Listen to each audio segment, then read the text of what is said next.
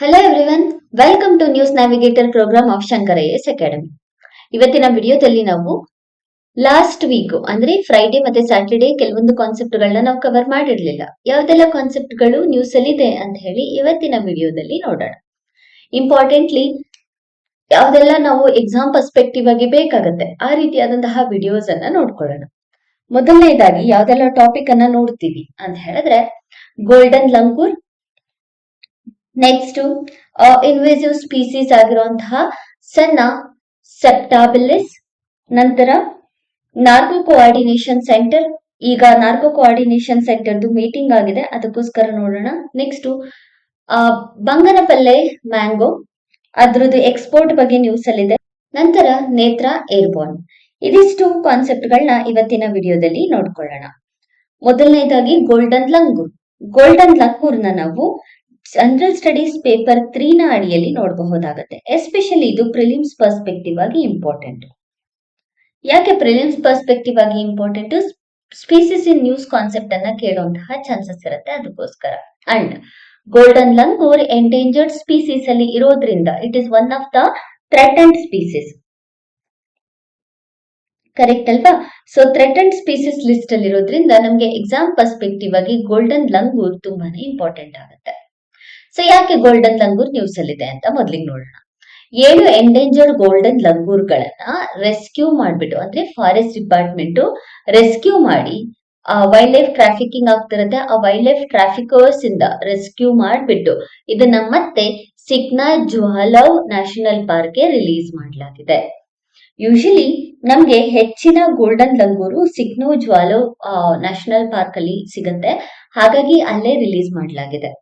ಇನ್ನ ಗೋಲ್ಡನ್ ಲಂಗೂರ್ ಬಗ್ಗೆ ನೋಡ್ಕೊಳ್ಳೋಣ.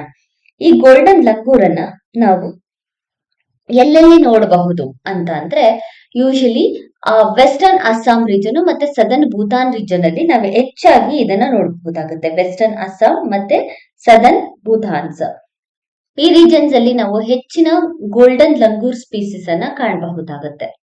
ಇದನ್ನ ಲೋಕಲಿ ಗೀಸ್ ಲಂಗೂರ್ ಅಂತ ಕೂಡ ಕರೀತಾರೆ. ಗೀಸ್ ಗೋಲ್ಡನ್ ಲಂಗೂರ್ ಅಂತ ಕೂಡ ಕರೀಲಾಗುತ್ತೆ. ಗೋಲ್ಡನ್ ಲಂಗೂರ್ ಅಂತ ಹೇಳಿ ಕರೀಲಾಗುತ್ತೆ. ಜೊತೆಗೆ ಅಸ್ಸಾಂ ಮತ್ತೆ ಭೂತಾನ್ ಯಾವ್ಯಾವ ರೀಜನ್, ಪರ್ಟಿಕ್ಯುಲರ್ಲಿ ಯಾವ್ಯಾವ ರೀಜನ್ ಅಲ್ಲಿ ಇದನ್ನ ಈ ಒಂದು ಗೋಲ್ಡನ್ ಲಂಗೂರ್ನ ಹ್ಯಾಬಿಟ್ಯಾಟ್ ಅನ್ನ ನೋಡಬಹುದಾಗುತ್ತೆ ಅಂತ ಹೇಳಿದ್ರೆ, ಭೂತಾನ್ ಯೂಶಲಿ ಈ ಗೋಲ್ಡನ್ ಲಂಗೂರ್ದು ಹ್ಯಾಬಿಟ್ಯಾಟ್ ಏನಿದೆ ಅದು ಒಂಥರ ಬಾರ್ಡರ್ ಆಗಿ ಕ್ರಿಯೇಟ್ ಆಗಿದೆ. ನಾರ್ತ್ ಅಲ್ಲಿ ಭೂತಾನು, ಈಸ್ಟ್ ಅಲ್ಲಿ ಮಾನಸ್ ನ್ಯಾಷನಲ್ ಪಾರ್ಕ್ ಅಥವಾ ಮಾನಸ್ ರಿವರ್ ಅಂತ ಹೇಳಿ ಕರಿತೀವಲ್ವಾ, ಮಾನಸ್ ರಿವರ್ ಈಸ್ಟ್ ಅಲ್ಲಿ, ಮತ್ತೆ ವೆಸ್ಟ್ ಅಲ್ಲಿ ಸಂಕೋಶ್ ರಿವರ್ ಇದೆ. ವೆಸ್ಟ್ ಅಲ್ಲಿ ಸಂಕೋಶ್ ರಿವರ್ ಇದೆ. ಹಾಗೆಯೇ ಸದರ್ನ್ ರೀಜನ್ ಬಂದ್ರೆ ಬ್ರಹ್ಮಪುತ್ರ ರಿವರ್ ಇದೆ. ಈ ರೀತಿ 4 ರೀಜನ್ಸ್ ಇಂದ ಈ ಒಂದು ಗೋಲ್ಡನ್ ಲಂಗೂರ್ನ ಹ್ಯಾಬಿಟ್ಯಾಟ್ ಕವರ್ ಆಗಿರೋದನ್ನ ನಾವು ಕಾಣಬಹುದಾಗುತ್ತೆ. So golden langur Bhutan, Manas river ಮತ್ತೆ ಸಂಕೋಶ್ ರಿವರ್ ಮತ್ತೆ ಬ್ರಹ್ಮಪುತ್ರ ರಿವರ್ ಈ ರೀಜನ್ಸ್ ಅಲ್ಲಿ ಕಾಣಬಹುದು. ಎಕ್ಸಾಮ್ ಅಲ್ಲಿ ಸಪರೇಟ್ ಆಗಿ ಯಾವ ರಿವರಿನ ರೀಜನ್ ಅಲ್ಲಿ ನಾವು ಗೋಲ್ಡನ್ ಲಂಗೂರ್ನ ನೋಡ್ತೇವೆ ಅಂತ ಕೇಳುವಂತಹ ಚಾನ್ಸಸ್ ಇರುತ್ತೆ. ಮಾನಸ್, ಸಂಕೋಶ್ ಮತ್ತೆ ಬ್ರಹ್ಮಪುತ್ರ ರಿವರ್. ಇನ್ನ ಇದು ಇರುವಂತಹ, ಇದಕ್ಕೆ ಬೇಕಾಗಿರುವಂತಹ ನಿಶೆ ಏನು ಅಥವಾ ಹ್ಯಾಬಿಟ್ಯಾಟ್ ಏನು, ಇದು ಪರ್ಟಿಕ್ಯುಲರ್ಲಿ ಯಾವ ರೀತಿಯಾದಂತಹ ಹ್ಯಾಬಿಟ್ಯಾಟ್ ಅಲ್ಲಿ ಇರುತ್ತೆ ಅಂತ ಹೇಳಿದ್ರೆ, ಯೂಶಲಿ ಈ ಒಂದು ಗೋಲ್ಡನ್ ಲಂಗೂರ್ನ ನಾವು ಮಾಯ್ಸ್ಟ್ ಎವರ್ಗ್ರೀನ್ ಫಾರೆಸ್ಟ್ ಅಲ್ಲಿ ನೋಡಬಹುದಾಗುತ್ತೆ. ಅಂದ್ರೆ rain fall more than 200 centimetre ಇರುತ್ತೆ, ಆ ಜಾಗದಲ್ಲಿ ಗೋಲ್ಡನ್ ಲಂಗೂರ್ ಯಥೇಚ್ಛವಾಗಿ ಸಿಗುತ್ತೆ. ನಂತರ ಟ್ರಾಪಿಕಲ್ ಡೆಸಿಡಿಯಸ್ ಫಾರೆಸ್ಟ್ ರೀಜನ್ ಅಲ್ಲಿ ಇದನ್ನ ನೋಡಬಹುದಾಗುತ್ತೆ. ಯಾಕೆ ಗೋಲ್ಡನ್ ಲಂಗೂರ್ ಅಂತ ಹೇಳಿದ್ರೆ, ಈ ಒಂದು ಸ್ಪೀಸೀಸ್ ಅನ್ನ ನೋಡಬಹುದು. ಈ ಇಮೇಜ್ ಅಲ್ಲಿ ನೋಡ್ಕೊಂಡ್ರೆ ಈ ಸ್ಪೀಸೀಸ್ ಇದು ಫಾರ್ ಯಾವ ಕಲರ್ ಇದೆ? ಗೋಲ್ಡ್ ಕಲರ್ ಇದೆ ಅಲ್ವಾ, ಹಾಗಾಗಿ ಇದನ್ನ ಗೋಲ್ಡನ್ ಲಂಗೂರ್ ಅಂತ ಹೇಳಿ ಕರಿತೀವಿ. ಹಾಗಿದ್ರೆ ಈ ಗೋಲ್ಡನ್ ಫಾರ್ ಅನ್ನೋದು ಕಾಂಪೊನೆಂಟ್ ಕಲರ್ ಇಲ್ಲ, ಇದರ colour according to seasons change ಆಗ್ತಾ ಇರುತ್ತೆ. ಈವನ್ ಚಿಕ್ಕ ಮರಿಗಳದ್ದು ವೈಟ್ ಕಲರ್ ಫರ್ ಇರುತ್ತೆ, ವಯಸ್ಸಾಗ್ತಾ ಗೋಲ್ಡನ್ ಕಲರ್ ಫರ್ ಆಗುತ್ತೆ. ಅಂಡ್ ಇದು ಆರ್ಬೋರಿಯಲ್ ಸ್ಪೀಸೀಸ್. ಆರ್ಬೋರಿಯಲ್ ಅಂತ ಅಂದ್ರೆ ಏನು? ಆರ್ಬೋರಿಯಲ್ ಅಂತ ಹೇಳಿದ್ರೆ ಮರಗಳು ಇರುವಂತಹ, ಯಥೇಚ್ಛವಾಗಿ ಮರಗಳು ಇರುವಂತಹ ಜಾಗದಲ್ಲಿ ವಾಸ ಮಾಡುವಂತಹ ಸ್ಪೀಸೀಸ್ಗೆ ಆರ್ಬೋರಿಯಲ್ ಸ್ಪೀಸೀಸ್ ಅಂತ ಹೇಳಿ ಕರಿತೀವಿ. ನಂತರ ಇದು ಡಯೂರ್ನಲ್ ಸ್ಪೀಸೀಸ್. ಡಯೂರ್ನಲ್ ಅಂದ್ರೆ ಏನು? ಬೆಳಗ್ಗೆ ಟೈಮ್ ಅಲ್ಲಿ ಅಂದ್ರೆ ಸನ್ಲೈಟ್ ಇರುವಂತಹ ಸಮಯದಲ್ಲಿ ಜಾಸ್ತಿ ಆಕ್ಟಿವ್ ಆಗಿ ಇದ್ದು ರಾತ್ರಿ ಸನ್ಲೈಟ್ ಆದ ನಂತರ ಸ್ಲೀಪಿಂಗ್ ಪೊಸಿಷನ್ಗೆ ಹೋಗುತ್ತಲ್ವಾ ಅದನ್ನ ಡೈಮಂಡ್ ಸ್ಪೀಸೀಸ್ ಅಂತ ಹೇಳಿ ಕರೀತೇವೆ. ಇನ್ನು ಈ ಒಂದು ಗೋಲ್ಡನ್ ಲಂಗರ್ ಅನ್ನ ಎಂಡೇಂಜರ್ಡ್ ಸ್ಪೀಸೀಸ್ ಅಲ್ಲಿ ಇಡಲಾಗಿದೆ ಐಯುಸಿಎನ್ ಕ್ಯಾಟಗರಿಯಲ್ಲಿ, ಬಿಕಾಸ್ ಇದಕ್ಕೆ ಥ್ರೆಟ್ ಯಥೇಚ್ಛವಾಗಿ ಇರೋದ್ರಿಂದ. ನಂತರ ವೈಲ್ಡ್ ಲೈಫ್ ಪ್ರೊಟೆಕ್ಷನ್ ಆಕ್ಟ್ ಅಲ್ಲಿ ಸ್ಕೆಡ್ಯೂಲ್ 1 ಅಲ್ಲಿ ಇಟ್ಟು ಪ್ರೊಟೆಕ್ಷನ್ ಮಾಡಲಾಗ್ತದೆ, ಸೈಟ್ಸ್ ಅಲ್ಲೂ ಕೂಡ ಸ್ಕೆಡ್ಯೂಲ್ 1 ಅಲ್ಲಿ ಇಟ್ಟು ಪ್ರೊಟೆಕ್ಷನ್ ಮಾಡಲಾಗ್ತಿದೆ. ಸೈಟ್ಸ್ ಅಲ್ಲಿ ಅಪೆಂಡಿಕ್ಸ್ 1 ಅಲ್ಲಿ ಇಟ್ಟು ಪ್ರೊಟೆಕ್ಷನ್ ಮಾಡಲಾಗ್ತಿದೆ. ಇನ್ನ ಯಾವ ನ್ಯಾಷನಲ್ ಪಾರ್ಕ್ ಗೋಲ್ಡನ್ ಲಂಗೂರ್ ಅನ್ನ ರೆಸ್ಕ್ಯೂ ಮಾಡಿ ಬಿಡಲಾಗಿದೆ? ಜ್ವಾಲೋ ನ್ಯಾಷನಲ್ ಪಾರ್ಕ್, ಕರೆಕ್ಟ್ ಅಲ್ವಾ? ಈಗ ಜ್ವಾಲೋ ನ್ಯಾಷನಲ್ ಪಾರ್ಕ್ ಬಗ್ಗೆ ನೋಡ್ಕೊಳ್ಳೋಣ. ಜ್ವಾಲೋ ನ್ಯಾಷನಲ್ ಪಾರ್ಕ್ ಬಂದ್ಬಿಟ್ಟು 2025ರಲ್ಲಿ ರೆಕಗ್ನೈಸ್ ಮಾಡಿದಂತಹ ನ್ಯಾಷನಲ್ ಪಾರ್ಕ್ ಅಸ್ಸಾಂ ಅಲ್ಲಿ. 2025ರಲ್ಲಿ Jwhwlao region Jwhwlao national park ಅಂತ ಹೇಳ್ಬಿಟ್ಟು ಹೆಸರಿಸಲಾಗುತ್ತೆ. ಈ ಒಂದು Jwhwlao national park Manas biosphere reserves ಏನಿದೆ ಅಲ್ವಾ, ಆ ರಿಸರ್ವ್ ಗೆ ಲಿಂಕ್ ಆಗಿದೆ. ಜ್ವಾಲೋ ನ್ಯಾಷನಲ್ ಪಾರ್ಕ್ ನ ಬಯೋಸ್ಫಿಯರ್ ರಿಸರ್ವ್, ಯಾವ biosphere reserve? Manas biosphere reserve, ಇದಕ್ಕೆ ಲಿಂಕ್ ಆಗಿರುವುದನ್ನ ಕಾಣಬಹುದಾಗುತ್ತೆ. And it is having a border with ಯಾವ್ಯಾವ್ದಕ್ಕೆ ಬಾರ್ಡರ್ ಇದೆ? ಭೂತಾನ್ಗೆ ಬಾರ್ಡರ್ ಇರುವುದನ್ನ ಕಾಣಬಹುದಾಗುತ್ತೆ, ಹಾಗೆ ಇಂಡಿಯಾಕ್ಕೆ ಬಾರ್ಡರ್ ಇರುವುದನ್ನ ಕಾಣಬಹುದಾಗುತ್ತೆ ಜ್ವಾಲೋ ನ್ಯಾಷನಲ್ ಪಾರ್ಕ್. ಇದು ಅಸ್ಸಾಂನ 8ನೆಯ national park. Assam national park east ಅಲ್ಲಿ ಬೌಂಡ್ರಿಯನ್ನು ಹೊಂದಿದ್ರೆ, ರೈಮೋನಾ ನ್ಯಾಷನಲ್ ಪಾರ್ಕ್ ನ ವೆಸ್ಟ್ ಅಲ್ಲಿ ಬೌಂಡ್ರಿಯನ್ನು ಹೊಂದಿದೆ. ಮಿಡಲ್ ಅಲ್ಲಿ ಈ ಜ್ವಾಲೋ ನ್ಯಾಷನಲ್ ಪಾರ್ಕ್ ಅನ್ನ ಕಾಣಬಹುದಾಗುತ್ತೆ. ಸೊ ಇಲ್ಲಿ ಯಾವ್ದಿದೆ? ಮಾನಸ್ ನ್ಯಾಷನಲ್ ಪಾರ್ಕ್, ಕರೆಕ್ಟಾ? ನೆಕ್ಸ್ಟ್ ವೆಸ್ಟ್ ಅಲ್ಲಿ ಯಾವ್ದಿದೆ? ರೈಮೋನಾ ನ್ಯಾಷನಲ್ ಪಾರ್ಕ್ ಇದೆ. ರೈಮೋನಾ ನ್ಯಾಷನಲ್ ಪಾರ್ಕ್ ಇದೆ. ಸೊ ಇದು ಗೋಲ್ಡನ್ ಲಂಗೂರ್ ನ ಬಗ್ಗೆ, ಹಾಗೆ ಜ್ವಾಲೋ ನ್ಯಾಷನಲ್ ಪಾರ್ಕ್ ನ ಬಗ್ಗೆ. ನೆಕ್ಸ್ಟ್ ಪರ್ಟಿಕ್ಯುಲರ್ಲಿ ಈ ಒಂದು ಸ್ಪೀಸೀಸ್ ನ ಬಗ್ಗೆ ಒಂದು ಕ್ವಶನ್ ನ ನೋಡ್ಕೊಳ್ಳೋಣ. With reference to golden langur, consider the following statement. It is found exclusively in the tropical evergreen forest of Western Ghats. ಇದು ವೆಸ್ಟರ್ನ್ ಘಾಟ್ಸ್ ಅಲ್ವೇ ಅಲ್ಲ, ಎಕ್ಸ್ಕ್ಲೂಸಿವ್ ಆಗಿ ಇಲ್ಲ, ಇದು ಯೂಶಲಿ ಅಸ್ಸಾಂ ರೀಜನ್ ಅಲ್ಲಿ ಸಿಗ್ತಾ ಇರುವಂತಹ ಸ್ಪೀಸೀಸ್, ಕರೆಕ್ಟ್ ಅಲ್ಲ? Next, its geographic range is boundary by Manas and Sankosh river, ಇದು ಕೂಡ ಕರೆಕ್ಟ್. ಹಾಗೆಯೇ ಬ್ರಹ್ಮಪುತ್ರ ರಿವರ್ ಕೂಡ ಹೌದು. Next, it is listed as critically endangered under the IUCN red list, ಅಲ್ಲ, ಇದನ್ನ ಎಂಡೇಂಜರ್ಡ್ ಅಲ್ಲಿ ಇಡಲಾಗಿದೆ, ಕರೆಕ್ಟಾ? ಸೊ ಉತ್ತರ ಬಂದ್ಬಿಟ್ಟು 2 only is the right answer ಈ ಒಂದು ಪರ್ಟಿಕ್ಯುಲರ್ ಕ್ವೆಶ್ಚನ್ ಗೆ. ನೆಕ್ಸ್ಟ್ ಇದ್ರ ಬಗ್ಗೆ ಆರ್ಬೋರಿಯಲ್ ಮತ್ತೆ ಡಯೋನಲ್ ಬಗ್ಗೆ ಕೂಡ ಕೇಳುವಂತಹ ಚಾನ್ಸಸ್ ಕೂಡ ಇರುತ್ತೆ. ನೆಕ್ಸ್ಟ್, ಇನ್ವೇಸಿವ್ ಸ್ಪೀಸೀಸ್, ಎಸ್ಪೆಷಲಿ ಈಗ ಇತ್ತೀಚಿನ ದಿನಗಳಲ್ಲಿ ಇನ್ವೇಸಿವ್ ಸ್ಪೀಸೀಸ್ ಗಳು ಜಾಸ್ತಿ ಆಗ್ತಿದೆ, ಬಟ್ ಅದಕ್ಕೋಸ್ಕರ ಗವರ್ಮೆಂಟ್ ಸ್ಟೆಪ್ಸ್ ಗಳನ್ನ ತಗೊಳ್ತಾ ಇರೋದನ್ನ ನಾವು ನೋಡ್ತಾ ಇದೀವಿ. ಈ ಇನ್ವೇಸಿವ್ ಸ್ಪೀಸೀಸ್ ನ್ಯೂಸ್ ಅಲ್ಲಿ ಇರೋದ್ರಿಂದ ನಮಗೆ ಪ್ರತಿಯೊಂದು ಇನ್ವೇಸಿವ್ ಸ್ಪೀಸೀಸ್ ಕೂಡ ಎಕ್ಸಾಮ್ ಪರ್ಸ್ಪೆಕ್ಟಿವ್ ಆಗಿ ಇಂಪಾರ್ಟೆಂಟ್ ಆಗುತ್ತೆ. ಯಾಕೆ ಅಂತ ಹೇಳಿದ್ರೆ, world wild life fund for nature ಹೇಳಿರೋ ಪ್ರಕಾರ ಇನ್ವೇಸಿವ್ ಸ್ಪೀಸೀಸ್ ಗಳು ಮೇಜರ್ಲಿ ಬಯೋಡೈವರ್ಸಿಟಿಯನ್ನ ಡಿಕ್ಲೈನ್ ಮಾಡ್ತಿವೆ ಅಂತ ಹೇಳಿ ನಮ್ಗೆ ಗೊತ್ತಾಗಿರೋದ್ರಿಂದ ಈ ಒಂದು ಇನ್ವೇಸಿವ್ ಸ್ಪೀಸೀಸ್ ಎಕ್ಸಾಮ್ ಪರ್ಸ್ಪೆಕ್ಟಿವ್ ಆಗಿ ಇಂಪಾರ್ಟೆಂಟ್. ಹಾಗೆಯೇ ಕೇರಳ ರೀಜನ್ ಅಲ್ಲಿ ಒಂದು ಆಪ್ ಅನ್ನು ಕೂಡ ಬಿಲ್ಡ್ ಮಾಡಿದ್ದಾರೆ ಇನ್ವೇಸಿವ್ ಸ್ಪೀಸೀಸ್ ಅನ್ನ ಐಡೆಂಟಿಫಿಕೇಶನ್ ಮಾಡೋಕ್ಕೋಸ್ಕರ, ಕರೆಕ್ಟ್ ಅಲ್ವಾ? ಸೊ ಈಗ ಇನ್ವೇಸಿವ್ ಸ್ಪೀಸೀಸ್ ಆಗಿರುವಂತಹ ಸಣ್ಣ ಸೆಪ್ಟಾಬಿಲಿಸ್ ನ್ಯೂಸ್ ಅಲ್ಲಿದೆ. ಸೊ ಇದನ್ನ ಯಾಕೆ ನ್ಯೂಸ್ ಅಲ್ಲಿ ಇದೆ ಅಂತ ಹೇಳಿದ್ರೆ, Male Mahadeshwara hill wildlife sanctuary ಇದೆ ಅಲ್ವಾ ಕರ್ನಾಟಕದಲ್ಲಿ, ಅಲ್ಲಿ ಈ ಒಂದು ಸೆನ್ನಾ ಸೆಪ್ಟಾಬಿಲಿಸ್ ಅನ್ನುವಂತಹ ಇನ್ವೇಸಿವ್ ಸ್ಪೀಸೀಸ್ ಅನ್ನ ರಿಮೂವ್ ಮಾಡಲಾಗಿದೆ. ಮತ್ತೆ ಅದರ ಬದಲು ಆ ಒಂದು ಸ್ಪೀಸೀಸ್ ಬದಲು ಗ್ರಾಸ್ ಕಬರ್ ನ ರಿಪ್ಲೇಸ್ ಮಾಡಬೇಕು ಅಂತ ಹೇಳ್ಬಿಟ್ಟು ಈಗ ನ್ಯೂಸ್ ಅಲ್ಲಿದೆ. ಸೊ ಈ ಒಂದು ಸೆನ್ನಾ ಸೆಪ್ಟಾಬಿಲಿಸ್ ಬಗ್ಗೆ ನೋಡ್ಕೊಳ್ಳೋಣ. ಈ ಸ್ಪೀಸೀಸ್ ಬಂದ್ಬಿಟ್ಟು native to usually invasive species ಅಂತ ಯಾಕೆ ಕರಿತೀವಿ? ಬೇರೆ ಕಡೆಯಿಂದ ನಮ್ಮ ದೇಶಕ್ಕೆ ಬಂದಿದ್ರೆ ಅದನ್ನ ಇನ್ವೇಸಿವ್ ಅಂತ ಹೇಳಿ ಕರಿತೀವಿ, ಕರೆಕ್ಟ್ ಅಲ್ವಾ? Which is also called as exotic species and also it is called as alien species, correct ಅಲ್ಲ? ಸೊ ಈಗ ಯಾಕೆ ಎಲ್ಲಿಂದ ಬಂತು ಇದು ಹಾಕಿದ್ರೆ? ಸೊ ಇದನ್ನ usually tropical tropical America. So Latin tropical America ಅಂತ ಹೇಳಿ ಕರಿತೀವಲ್ವಾ, ಆ ರೀಜನ್ಸ್ ಇಂದ ಭಾರತಕ್ಕೆ ಇಂಟ್ರೊಡ್ಯೂಸ್ ಮಾಡಲಾಗುತ್ತೆ. ಸೊ ಈ ಒಂದು ಇನ್ವೇಸಿವ್ ಸ್ಪೀಸೀಸ್ ಅನ್ನ we also called as golden cover. ಯಾವುದನ್ನ ಸಣ್ಣ ಸೆಪ್ಟಾಬಿಲಸ್ ಇದೆಯಲ್ಲ ಅದನ್ನ ಗೋಲ್ಡನ್ ಕವರ್ ಅಂತ ಕೂಡ ಕರಿತೀವಿ, ಗೋಲ್ಡನ್ ವಂಡರ್ ಅಂತ ಕೂಡ ಕರಿತೀವಿ, ಮತ್ತೆ ಸೆಂಟೆಡ್ ಶವರ್ ಅಂತ ಕೂಡ ಕರಿತೇವೆ. ಹೀಗೆ ಹಲವಾರು ಹೆಸರುಗಳಿಂದ ಈ ಒಂದು ಸ್ಪೀಸೀಸ್ ಅನ್ನ ನಾವು ಕರೆಯಲಾಗುತ್ತೆ. ಯೂಶಲಿ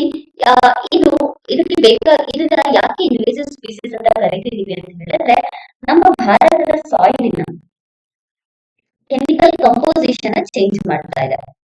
ಸೊ ಹಾಗಾಗಿ ಇದನ್ನ ಇನ್ವೇಸಿವ್ ಸ್ಪೀಸೀಸ್ ಅಂತ ಕರೆಯಲಾಗ್ತಿದೆ. ಅಷ್ಟೇ ಅಲ್ಲ, ಅರ್ಬಿವೋರಸ್ ಫುಡ್ ಕೂಡ ಡಿಪ್ರೈವ್ ಆಗ್ತಿದೆ ಈ ಒಂದು ಸ್ಪೀಸೀಸ್ ಇಂದ.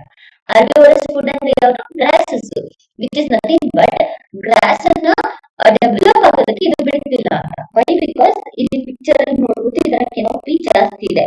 ಇಲ್ಲಿ ಕಂಪ್ಲೀಟ್ ಆಗಿ ಬೇರ್ ಲ್ಯಾಂಡ್ ಇದೆ ಅಲ್ಲ, it is not because of the vehicle. Sunlight penetration ಆಗದಿದ್ರು ಕೂಡ ಗ್ರಾಸಸ್ ಕಂಟ್ರೋಲ್ ಆಗ್ತಾ ಬರುತ್ತೆ ಅಲ್ವಾ. ಸೊ ಹಾಗಾಗಿ ಇದನ್ನ ಇನ್ವೇಸಿವ್ ಸ್ಪೀಸೀಸ್ ಅಂತ ಹೇಳಿ ಕನ್ಸಿಡರ್ ಮಾಡಲಾಗುತ್ತೆ. ಇದು ನಮ್ಮ ಭಾರತದ ಸ್ಪೀಸೀಸ್ ಗಳಿಗೆ ಥ್ರೆಟ್ ಮಾಡ್ತಾ ಇದೆ. ಅದಕ್ಕೋಸ್ಕರ ಯೂಶಲಿ ಸನ್ನಿ ಏರಿಯಾನ ಪ್ರಿಫರ್ ಮಾಡುತ್ತೆ ಈ ಒಂದು species. And also well drain loamy soil ಅಲ್ಲಿ ಬೆಳೆಯಲಾಗುತ್ತೆ ಹೆಚ್ಚಾಗಿ. ಅಂಡ್ ಇದು ಡ್ರಾಟ್ ಟಾಲರೆಂಟ್ ಟ್ರೀ ಕೂಡ ಹೌದು. IUCN ಅಂಡರ್ ಅಲ್ಲಿ ಲೀಸ್ಟ್ ಕನ್ಸರ್ನ್ ಅಲ್ಲಿ ಇಟ್ಟು ಪ್ರೊಟೆಕ್ಷನ್ ಮಾಡಲಾಗ್ತಿದೆ, ಅಂದ್ರೆ ಲೀಸ್ಟ್ ಕನ್ಸರ್ನ್ ಅಲ್ಲಿ ಇದನ್ನ ಇಡಲಾಗಿದೆ. ಸೊ ಇದಿಷ್ಟು ಈ ಒಂದು ಸ್ಪೀಸೀಸ್ ನ ಬಗ್ಗೆ. ಎಲ್ಲಿಂದ ಬಂದಿದೆ, ಯಾಕೆ ಥ್ರೆಟ್ ಆಗ್ತಿದೆ ಅನ್ನೋದು ಗೊತ್ತಿರಬೇಕು.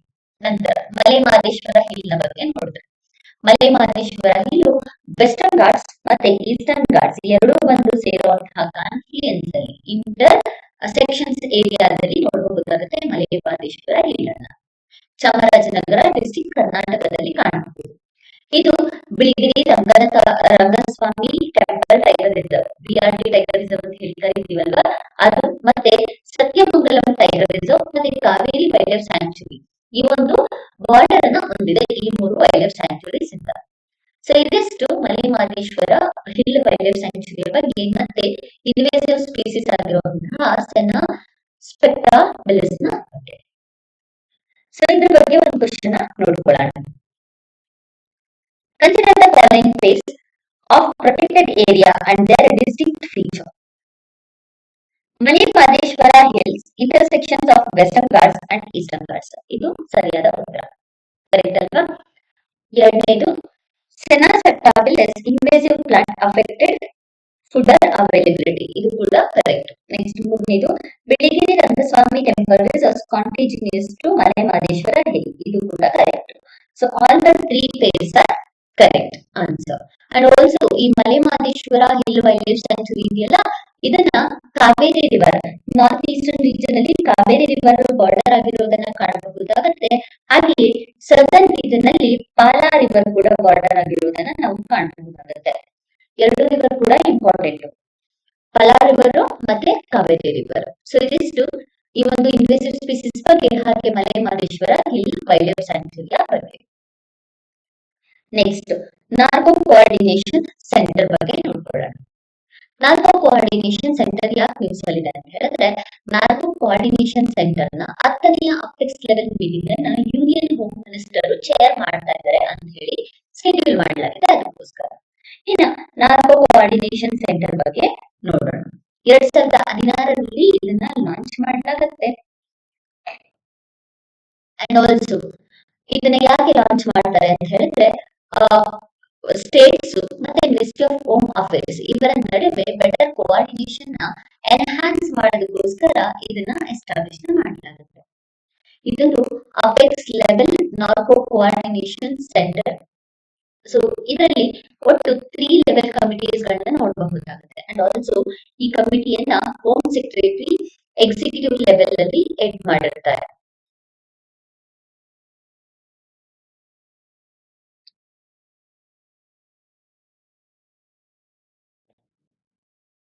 ಇದರಲ್ಲಿ ಲೆವೆಲ್ಸ್ ಗಳು ಇದೆ ಕರೆಕ್ಟ್ ಆಗಿ ವರ್ಕ್ ಮಾಡೋದಕ್ಕೋಸ್ಕರ. ಫಸ್ಟ್ ಲೆವೆಲ್ ಬಂದ್ಬಿಟ್ಟು ಅಪೆಕ್ಸ್ ಲೆವೆಲ್. ಸೊ ಈ 4 ಟೈರ್ ಸ್ಟ್ರಕ್ಚರ್ ಅಂತ ಹೇಳಿ ಕರಿಬಹುದು ಇದನ್ನ. ಅಪೆಕ್ಸ್ ಲೆವೆಲ್ ಅಲ್ಲಿ ಯಾರು ಬರ್ತಾರೆ ಅಂತ ಹೇಳಿದ್ರೆ, ಅಪೆಕ್ಸ್ ಲೆವೆಲ್ ನ ಹೋಮ್ ಸೆಕ್ರೆಟರಿ ಹೆಡ್ ಮಾಡಿರ್ತಾರೆ, ಯೂನಿಯನ್ ಹೋಮ್ ಸೆಕ್ರೆಟರಿ. ಎರಡನೇದಾಗಿ ಎಕ್ಸಿಕ್ಯೂಟಿವ್.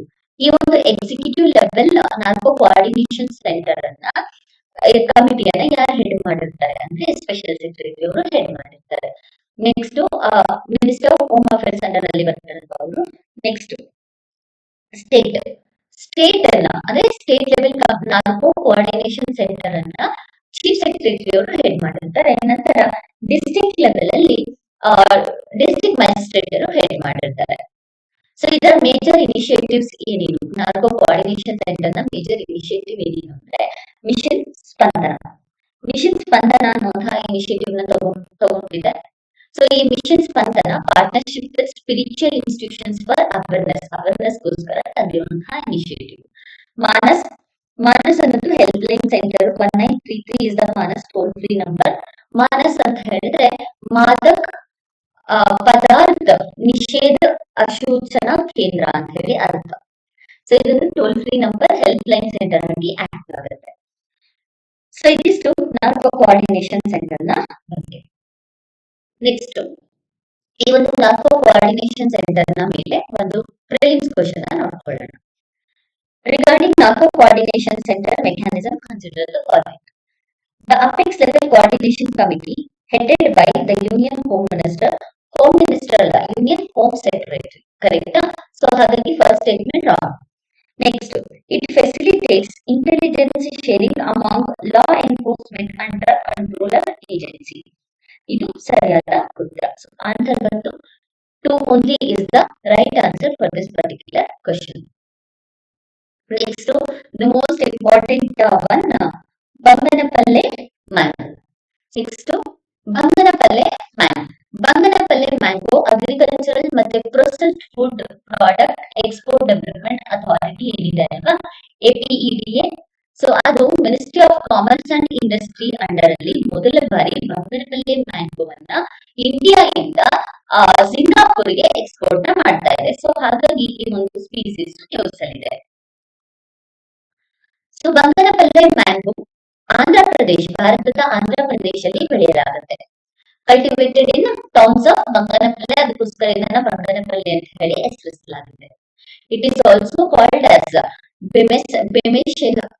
ಸೊ ಇದನ್ನ ಬೆನಶಾಹನ್ ಅಥವಾ ಸಫೇದ ಅಂತ ಕೂಡ ಕರೆಯಲಾಗುತ್ತೆ ಬಂಗನಪಲ್ಲೆ ಮ್ಯಾಂಗೋವನ್ನ. ಅಷ್ಟೇ ಅಲ್ಲ, ಇದನ್ನ ಬೆನಿಶಾನ್, ಸುಪ್ಪತಾಯ್ ಮತ್ತೆ ಬನಶಾನ್ ಅಂತ ಕೂಡ ಕರೆಯಲಾಗುತ್ತೆ. ಇದಕ್ಕೆ 2017ರಲ್ಲಿ GI ಟ್ಯಾಗ್ ಅನ್ನ ಕೊಡಲಾಗುತ್ತೆ. ಅಂಡ್ ಯಾಕೆ GI ಟ್ಯಾಗ್ ನ ಕೊಡಲಾಗುತ್ತೆ? ಇದರ ಗೋಲ್ಡನ್ ಯೆಲ್ಲೋ ಕಲರ್, ಫೈಬರ್ನೆಸ್ ಪಲ್ಪ್ ಮತ್ತೆ ರಿಚ್ ಸ್ವೀಟ್ನೆಸ್, ಪ್ಲೆಸೆಂಟ್ ಅರೋಮಾಗೋಸ್ಕರ ಇದಕ್ಕೆ GI ಟ್ಯಾಗ್ ಅನ್ನ ಕೊಡಲಾಗುತ್ತೆ. ನೆಕ್ಸ್ಟ್ ಇದ್ರ ಬಗ್ಗೆ ಒಂದು ಕ್ವಶನ್ ನೋಡ್ಕೊಳ್ಳೋಣ. With reference to Banganapalle mango, which of the following statement is correct? It is also known by names Baneshan and Safeda. This is correct. Second one, it has been awarded geographical indication. ಇದು ಕೂಡ correct. APEDA works under the Ministry of Agriculture and Farmers. ಇದು wrong. ಯಾಕಂದ್ರೆ ಇದು ನಾವು last ವಿಡಿಯೋದಲ್ಲಿ ನೋಡಿದ್ದೀವಿ. Ministry of commerce and industry under ಅಲ್ಲಿ ಈ ಒಂದು ಆರ್ಗನೈಸೇಷನ್ ನೋಡಬಹುದಾಗುತ್ತೆ. Agricultural and processed food product export development ಅಥಾರಿಟಿಯನ್ನ. ಕರೆಕ್ಟ್. ಸೊ ಹಾಗಾಗಿ ಥರ್ಡ್ ಸ್ಟೇಟ್ಮೆಂಟ್ ರಾಂಗ್. ಆನ್ಸರ್ ಬಂದು 1 and 2 only is the right answer. Next, Netra airborne. Netra airborne DRDO Indian air force ಅಥಾರಿಟಿಗೆ final operational clearance ಅಂದ್ರೆ FOC ಈ certificate of indigenous Netra airborne early warning and control system ಅನ್ನ hand over ಮಾಡಿದೆ. ಇದನ್ನ Indian air force ನ I in the sky ಅಂತ ಹೇಳಿ ಕರೀತಾರೆ. ಸೊ ಇದು ಇಂಡಿಜಿನಿಯಸ್ಲಿ ಡೆವಲಪ್ ಮಾಡಿರೋದು. ಯಾರು ಡೆವಲಪ್ ಮಾಡಿದ್ದಾರೆ ಅಂತ ಸ್ಟೇಟ್ ಎಕ್ಸಾಮ್ ಅಲ್ಲಿ ಕೇಳುವಂತಹ ಚಾನ್ಸಸ್ ಇರುತ್ತೆ. ಇದನ್ನ ಡೆವಲಪ್ ಮಾಡಿರೋದು Bengaluru based centre for airborne system ಅನ್ನುವಂತಹ ಒಂದು ಕಂಪನಿ ಡೆವಲಪ್ ಮಾಡಿದೆ. ಈ ರೀತಿಯ ಕೆಪಬಿಲಿಟಿ ಡೆವಲಪ್ ಮಾಡಿರೋದ್ರಲ್ಲಿ ಭಾರತ 5ನೇ ಸ್ಥಾನವನ್ನ ಹೊಂದಿದೆ. ಸೊ ಇದಿಷ್ಟು ನೇತ್ರ ಏರ್ಬಾರ್ನ್ ಸಿಸ್ಟಮ್ ನ ಬಗ್ಗೆ. Next, which of the following best describes Netra system recently in use? An indigenous aircraft carrier developed by Cochin Shipyard. Wrong. Next, an airborne radar and command platform for air surveillance. ಇದು ಸರಿಯಾದ ಉತ್ತರ. So B is the right answer. Next ಇದ್ರ ಜೊತೆಗೆ ಹೆಲಿನಾ ಅನ್ನುವಂತಹ missile ಬಗ್ಗೆ ನೋಡ್ಕೊಳ್ಳೋಣ. Helina helicopter launched Nag missile. ಇದು third generation fire and forget anti tank guided missile. ಯಾವುದು? Fire and forget anti tank guided missile. Anti tank guided missile ಯಾವ generation? Third generation. ಇದು indigenously DRDO develop ಮಾಡಿರುವಂತಹ ಮಿಸೈಲ್. ಇದರಲ್ಲಿ ಒಟ್ಟು 2 twin launchers ಇದೆ. Each side twin launchers ಇದೆ. ಯಾಕೆ ಅಂತ ಹೇಳಿದ್ರೆ 8 ಮಿಸೈಲ್ಸ್ ಗಳನ್ನ ಕ್ಯಾರಿ ಮಾಡುವಂತಹ ಕೆಪಾಸಿಟಿಯನ್ನ ಹೊಂದಿದೆ. ಡೇ ಅಂಡ್ ನೈಟ್ ಆಪರೇಷನ್ ಆಗುವಂತಹ ಮತ್ತೆ ಆಲ್ ವೆದರ್ ಕಂಡೀಷನ್ ಅಲ್ಲಿ ಕೂಡ ಆಪರೇಟ್ ಆಗುವಂತಹ ಕೆಪಾಸಿಟಿಯನ್ನ ಇದು ಹೊಂದಿದೆ. ಸೊ ಇದಿಷ್ಟು ಇವತ್ತಿನ ವಿಡಿಯೋದಲ್ಲಿ ಇದ್ದಂತಹ ಕರೆಂಟ್ ಅಫೇರ್ಸ್ ನ್ಯೂಸ್ಗಳು. ಇದೇ ರೀತಿಯಾದಂತಹ ಹೆಚ್ಚಿನ ವಿಡಿಯೋಸ್ಗಾಗಿ ನಮ್ಮ ಚಾನೆಲ್ ನ ಶೇರ್ ಮಾಡಿ ಮತ್ತೆ ಸಬ್ಸ್ಕ್ರೈಬ್ ಮಾಡಿ. Thank you for watching.